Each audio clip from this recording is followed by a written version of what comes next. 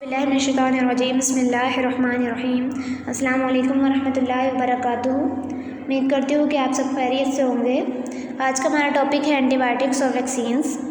Antibiotics को last lectures में भी मैं डिस्कस कर चुकी हूँ कि एंटीबायोटिक्स जो है वो क्या होती हैं, ऐसी तबी अद्वियात है जो बैक्टीरिया को मारती हैं या उसकी ग्रोथ को रोक देती हैं। ठीक है, ये ऐसे केमिकल्स होते हैं जो माइक्रोऑर्गेनिज्म बनाते हैं, उनसे ही हासिल किए जाते हैं। अब हम ऊपर वर्ड बार बार यूज़ करते हैं कि कुछ एंटीबायोटिक्स होती हैं जो बैक्टीरिया को रोकती हैं और कुछ होती हैं जो मार देती हैं। ठीक है, दो तरह की एंटीबायोटिक्स हैं, बैक्टीरिसाइडल और बैक्टीरियोस्टैटिक। जो बैक्टीरियासाइडल होती है वो बैक्टीरिया को मार देती है, ठीक है, और जो बैक्टीरियोस्टैटिक होती है वो क्या करती है, बैक्टीरिया की ग्रोथ को रोककर अपना काम करती है। अगर हम देखें तो एंटीबायोटिक्स को 3 बड़े ग्रुप्स में तकसीम किया जाता है। सबसे पहले हमारे पास है सेफेलोस्पोरिन। सेफेलोस्पोरिन क्या होती है कि बैक्टीरिया के सेल वॉल की तैयारी में मुदाखलत करती है, यानी सेल वॉल को बनने नहीं देती, और जब सेल वॉल नहीं बनेगी तो बैक्टीरिया कैसे बनेगा। ठीक है, तो इसको हम बैक्टीरियासाइडल कहते हैं, यानी कि बैक्टीरिया को मार देती है। इन एंटीबायोटिक्स को निमोनिया, गले की सोजिश, टॉन्सिलाइटिस, ब्रोंकाइटिस वगैरह के इलाज के लिए इस्तेमाल किया जाता है। टेट्रासाइक्लिन्स हैं, ये वसीउल अमल बैक्टीरियोस्टैटिक एंटीबायोटिक्स हैं, ठीक है, और बैक्टीरिया में प्रोटीन्स की तैयारी को रोकती हैं। अब जब प्रोटीन्स की तैयारी नहीं होगी तो मीन्स के क्या हो जाएगा, ग्रोथ रुक जाएगी, तो उसको हम बैक्टीरियोस्टैटिक कहेंगे।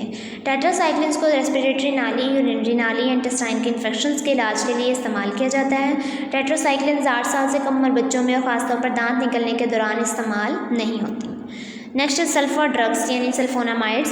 सल्फर ड्रग्स ऐसे तालीफी एंटीबायोटिक्स हैं जिनमें सल्फोनामाइड ग्रुप पाया जाता है। सल्फोनामाइड वसीउल अमल बैक्टीरियोस्टैटिक एंटीबायोटिक्स हैं। ये बैक्टीरिया में फॉलिक एसिड की तैयारी को रोकते हैं। इन्हें निमोनिया और यूरिनरी नाली के इन्फेक्शंस के इलाज के लिए इस्तेमाल किया जाता है। सॉरी, मैं एक ऊपर ब्लॉक था वो आपको बताना भूल गई। यहाँ पे हमारे पास है ब्रॉड स्पेक्ट्रम और नैरो स्पेक्ट्रम एंटीबायोटिक्स। जो ब्रॉड स्पेक्ट्रम एंटीबायोटिक्स होती हैं वो क्या होता है कि वो मुख्तलिफ़ तरह के इन्फेक्शंस के इलाज में इस्तेमाल हो सकती हैं। ठीक है, और जो नैरो स्पेक्ट्रम होती हैं सिर्फ चंद इकसाम के बैक्टीरिया के ख़िलाफ़ ही मौसर होती हैं।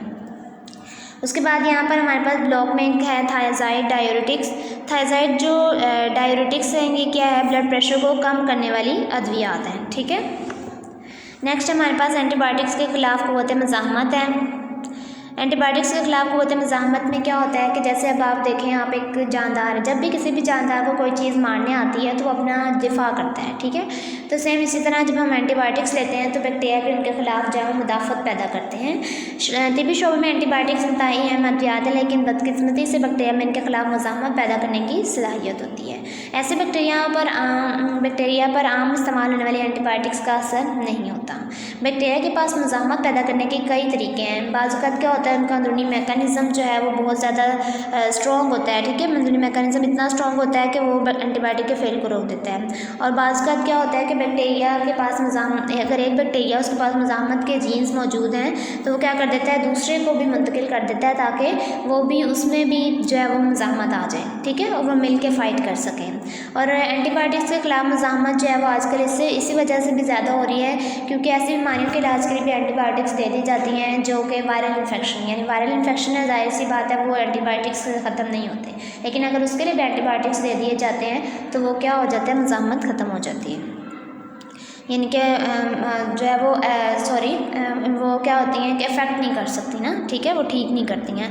एंटीबायोटिक्स के खिलाफ मज़ाहमत से एक संजीदा और बढ़ते हुए मसले का सामना है क्योंकि इन्फेक्शन वाली कुछ बीमारियों का इलाज मज़ीद मुश्किल होता जा रहा है। कुछ मज़ाहम बैक्टीरिया का इलाज तो मज़ीद ताकतवर एंटीबायोटिक्स इस्तेमाल करके किया जा सकता है, मगर फिर भी कुछ इन्फेक्शन ऐसे होते हैं जो एंटीबायोटिक्स से भी ख़त्म नहीं होते। ठीक है, नेक्स्ट हमारे पास है वैक्सीन्स। वैक्सीन से मुराद क्या है, ऐसा मटीरियल है जिसमें कमज़ोर किए गए पैथोजेंस मौजूद होते हैं जो जिस्म में एंटीबॉडीज़ की तैयारी शुरू करवा के मुदाफ़त पैदा करने के काम आता है।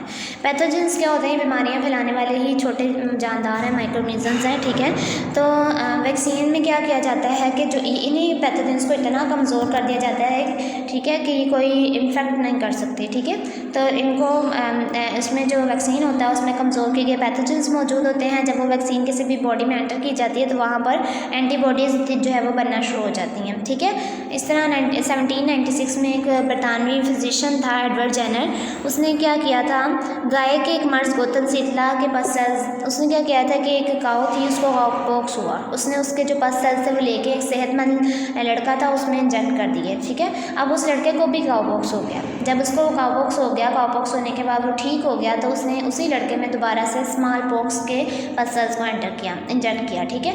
तो जब उसने उसको स्मॉल पॉक्स से इन्फेक्टेड करवाया तो वो उसे स्मॉल पॉक्स नहीं हुआ। मीन्स के जो काउपॉक्स की उसने पहले करवाया था उसमें क्या हुआ, उसकी वजह से उसकी बॉडी में एंटीबॉडीज़ बन गए, ठीक है। तो वो स्मॉल पॉक्स के लिए वैक्सीनेशन का काम किया उसने, ठीक है। और इस तरह से उसने जो है वो वैक्सीनेशन को दरियाफ्त किया। अब वैक्सीनेशन के काम करने का तरीका क्या होता है कि जो हमने वैक्सीनेशन में क्या होता है कि जो पैथोजेंस हमारी वैक्सीन में मौजूद होते हैं उनके पास मखसूस प्रोटीन्स होती हैं जिन्हें हम क्या कहते हैं, एंटीजेंस कहते हैं। जब पैथोजेंस को मेज़बान जानवर के जिस्म में दाखिल होते हैं तो ये प्रोटीन्स वहाँ मुदाफ़त का अमल शुरू कर देती हैं, यानी एंटीबॉडीज़ जो है वो बनने की तहरीक देती हैं, वहाँ एंटीबॉडीज़ बनाने लग जाती हैं। अब जब एंटीबॉडीज़ बनती हैं तो वो उन्हीं पैथोजेंस के साथ बंध के उन्हें तबाह कर देती हैं, ठीक है। और इसके अलावा वहाँ पर क्या बना देती हैं, यादाश्ती सेल्स, यानी कि जो है वो हमारे ब्लड को याद रहे कि ये वाला पैथोजन पहले हमारी बॉडी में एंटर हो चुका है और उसकी एंटीबॉडीज़ जो है वो बन चुकी हैं, ठीक है। और इस तरह जब खून के बहाव में एक वैक्सीन यानी कमज़ोर या मुर्दा पैथोजन दाखिल किया जाता है तो वाइट ब्लड सेल्स को तहरीक मिल जाती है, ठीक है। और लिम्फोसाइट भी कमज़ोर या मुर्दा पैथोजेंस की शनाख्त बतौर एक दुश्मन करते हैं, ठीक है। और उसके बाद इनके खिलाफ एंटीबॉडीज़ जो है वो बनाना शुरू कर देते हैं। ये एंटीबॉडीज़ खून में रहती हैं और पैथोजेंस के ख़िलाफ़ क्या करती हैं, हिफाजत देती हैं। अगर हकीकी पैथोजेंस खून में दाखिल होते हैं तो पहले से मौजूद एंटीबॉडीज़ उन्हें मार डालती हैं। यहाँ पे दिया हुआ है कि कुछ वैक्सीन्स हैं जो सारी उम्र के लिए मुदाफ़त मुहैया नहीं करती। मसलन मिसाल के तौर पर टेटनस की वैक्सीन 2 दर्जा के लिए मौसर होती है, ठीक है। ऐसे मामलात में मुसलसल हिफाजत कायम कर रखने के लिए एक बूस्टर शॉट्स ज़रूरी हो जाते हैं, ठीक है। अब इस टॉपिक में जो आज का लेक्चर था इसमें हमारे पास जो इम्पोर्टेंट थी एंटीबायोटिक्स का टॉपिक इज़ वेरी इंपॉर्टेंट, और उसके बाद वैक्सीन के काम करने का तरीका भी बहुत ज़्यादा इंपॉर्टेंट है। आपने दोनों टॉपिक्स को इस चैप्टर में लॉन्ग के लिए अच्छे तरीके से तैयार करना है। उम्मीद करती हूँ कि आज का लेक्चर आपको अच्छे से समझ में आ गया होगा। Thank you.